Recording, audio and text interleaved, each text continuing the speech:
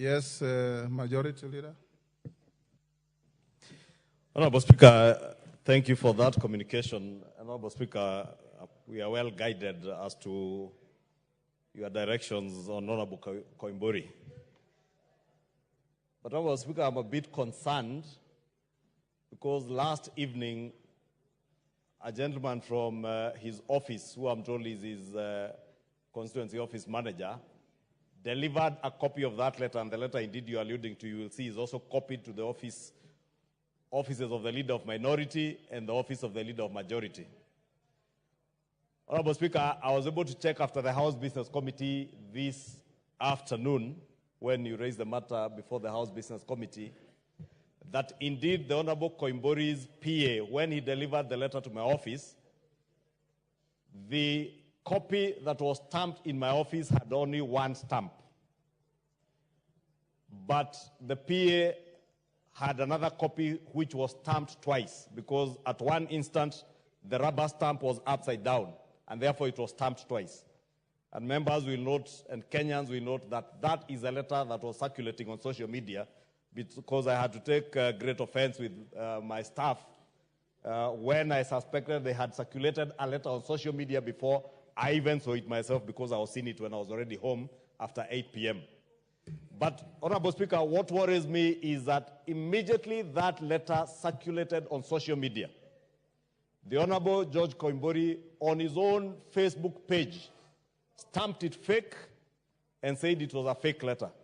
Honorable Speaker, it is the same letter that you are now alluding to, and you assert that you have spoken to the Honorable George Koimburi, and he confirmed it was his letter. Therefore, Honorable Speaker, even as the Honorable George Koimburi comes to shed light on what he said on the matters that were complained to, I think his behavior last evening, today, and the days before that, Honorable Speaker, brings into disrepute not just his image as an honorable member of parliament, but also the integrity of the office he holds, Honorable Speaker. And maybe we will wait to hear from him, but I just wanted to bring it to the attention of the House, the kind of member we are dealing with, so that even as he comes on Tuesday, he can also clarify as to whether these letters are fake, or he tells you it's fake. He says on social media it's fake. He tells you he's the author of the letter. We don't know which George Koimburi to believe, the one on social media, the one in churches, or the one who will be here. Therefore, Honorable Speaker, we will wait for him, but I honestly do not know who the member for Juja now is. He has too many faces to be able to tell who the member is, Honorable Speaker. Thank you.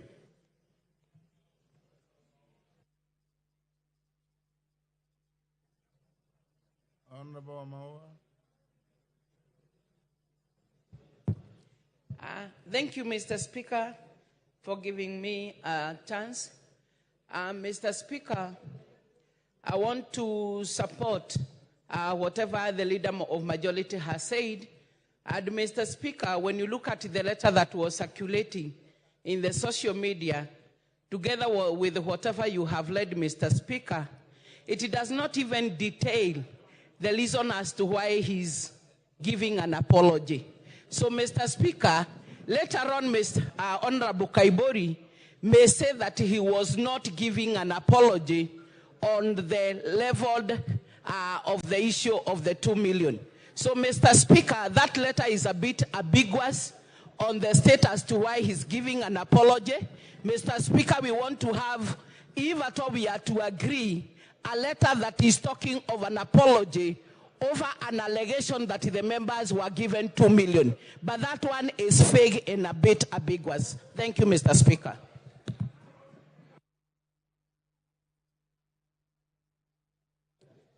Thank you, Mr. Speaker. Mr. Speaker, this is a house of traditions.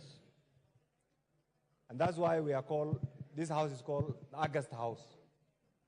Mr. Speaker, this member has made a number of unsubstantiated allegations against individual members of parliament, against the 13th parliament, and against everybody. As much as that apology, on the face of it, as a human being, I may be tempted to accept.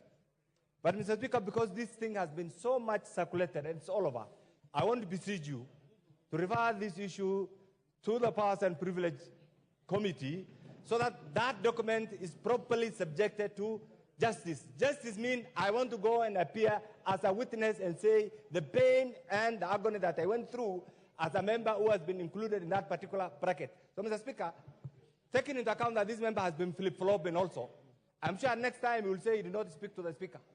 And we do not want the integrity of the Speaker to be put on question. So I want to agree with the majority leader.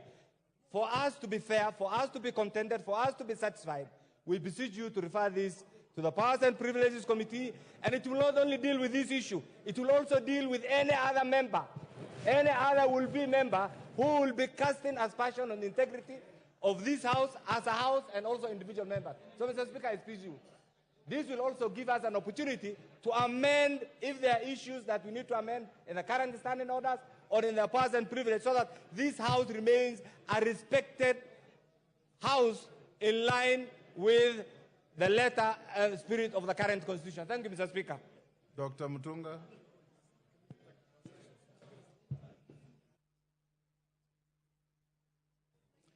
Thank you, Honorable Speaker. Honorable Speaker, I believe strongly that the Honorable Koimburi was in his normal senses when he stood on the pulpit of our church and made the allegation. Honorable Speaker, the follow-up activities do not in any way indicate that Honorable Koimburi was remorseful. I believe it is because your office contacted Honorable Koimburi that he has even written the vague apology letter. Honorable Speaker. That is not true, Mutunga. Honorable Speaker. My office spoke to Koimburi this afternoon after issues were raised in the Kamkunji. Thank you, Honorable Speaker, for the correction. But let me adjudicate my point. Honorable Speaker, this letter has cost us a lot of pain and a lot of expenses. Wherever we go, Honorable Speaker, we are required, first of all, to deliver the 2 million before you can start doing anything. We are in a situation where members of parliament are branded in this country, and the circumstances under which this allegation was made were very, very severe. Honorable Speaker, we are in a situation where we need to redeem our image, and the Honorable Koimburi only put fuel on a burning fire. Honorable Speaker, I think we do not need Honorable Koimburi to come and give us stories here. I know, Honorable Speaker, you have the discretion, but the House, the committee should be given the responsibility that we may be able to go and tell Honorable Koimburi what we have gone through so that he may be able to suffer a bit, because he has subjected us to a lot of suffering. Many people have lost their property because of such allegations, Honorable Speaker. Mama Nairobi.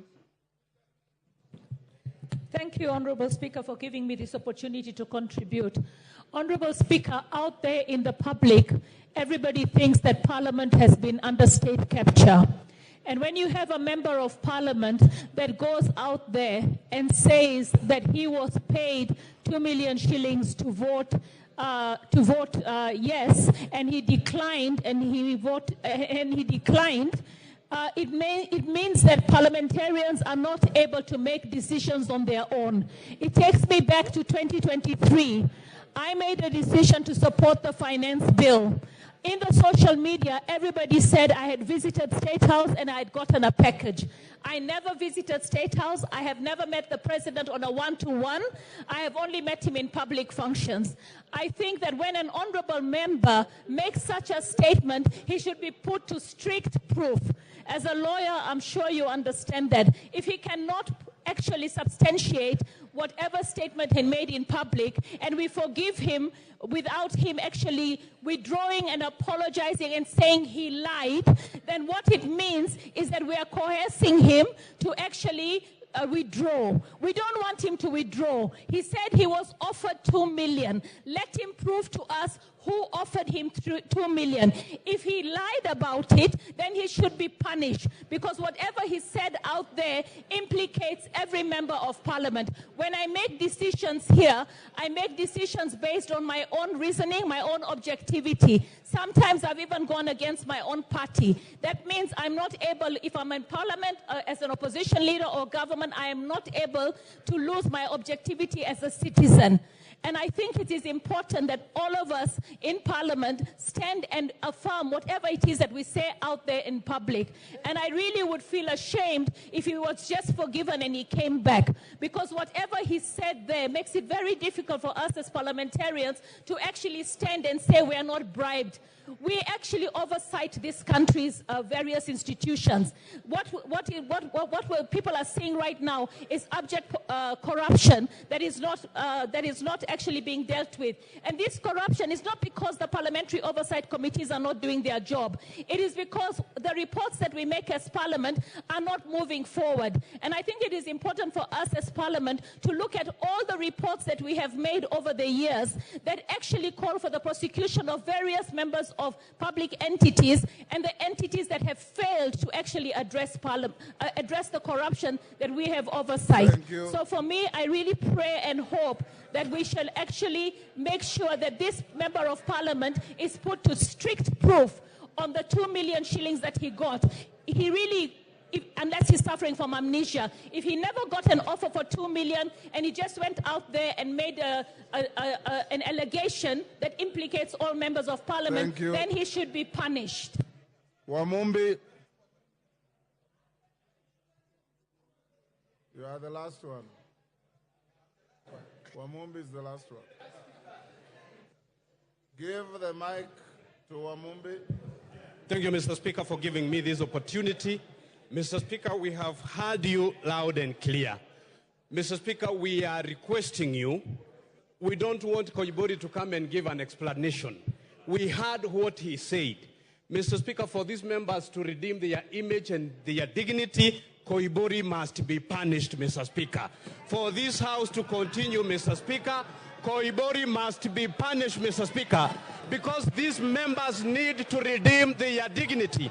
And those members who also voted no, they also need to tell us whether they were paid to vote no.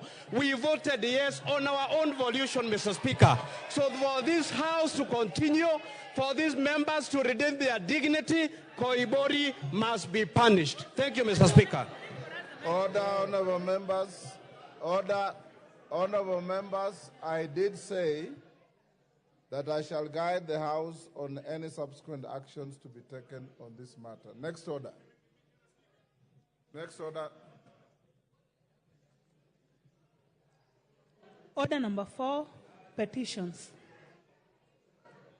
Order number 5, papers.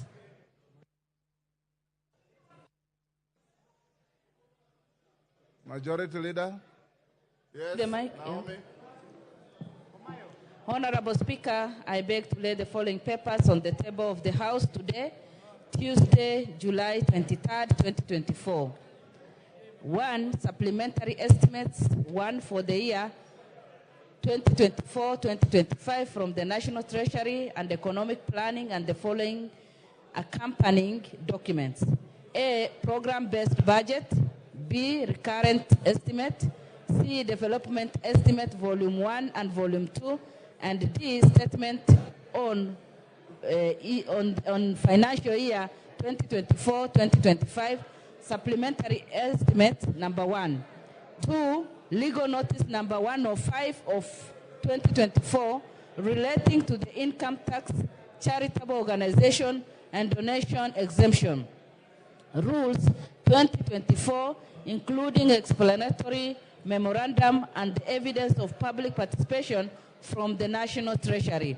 Number 3, legal notice number 109 of 2024 relating to the road maintenance levy fund, imposition of levy. Order 2024, including explanatory memorandum and reports of the public participation from the Ministry of Roads and Transport. Number 4, report of the NGCDF Board on project proposals, approved disbursement status, and restrictions imposed on constituency account the third quarter of 2023-2024 financial year. Number 5, price stability target and economic policy of the government for the financial year 2024-2025, budget from the National Treasury. Number 6, the June 2024 special audit report of the Auditor General on debt servicing of external loans in Kenya. And number 7, the June 2024 special audit report of the Auditor General on the implementation of the Global Fund program in Kenya. Thank you, Honorable Speaker, and I beg to lay. Order, honorable members. Order. Order, honorable members. Honorable McClub. Who is the member talking to Honorable McClub? Take your seats. The House is in session. Honorable Babu Wino, take your seats. Those who are walking out for their coffee or conversations, do so without disrupting the proceedings of the House. Chairperson, Budget and Appropriations Committee.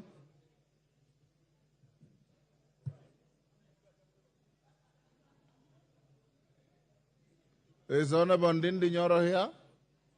Yes, Mary Masse, are you ready with